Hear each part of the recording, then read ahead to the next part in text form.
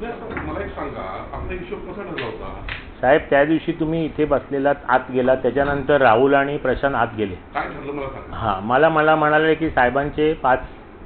ऐका नाही ऐका ना साहेब, ऐका एक मिनिट ऐका साहेब, पुढे 1 मिनिट मला द्या ना फक्त.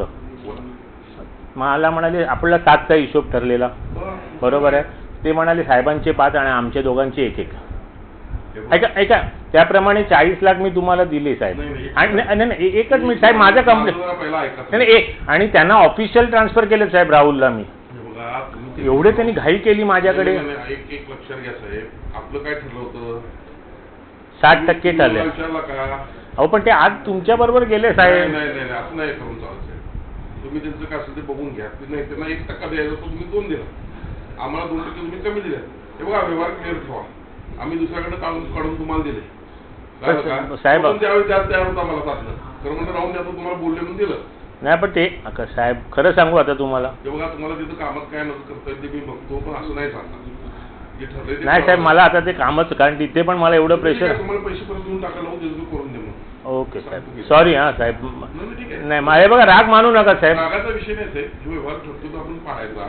नाही साहेब, माझ्याकडनं हे बघा साहेब, माझ्याकडनं पाळला गेलाय साहेब. तुम्ही चुकताय कुठं एक लक्षात घ्या.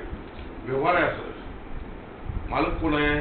मालक तुम्ही आहात. कोण मारायला बोलायला? अरे पण हे मला एक गोष्ट सांगा, त्यामध्ये कोण आधीमध्ये काय ढोळाढोळ करत असं तुम्हाला मला भेटता येत नव्हतं का? अहो साहेब, आता आपण म्हणतो कशाला चुगल्या करा ना, आपला स्वभाव नाही साहेब. असं नाही ते कसं आहे माहितीये काय, सगळी वरती पण करावं लागते ते, असं नसते ते. अहो साहेब, तुमचं सगळं मान्य आहे, पण तुम्ही माझ्या जागी येऊन बसा ना साहेब. तुम्ही चुकलाय साहेब.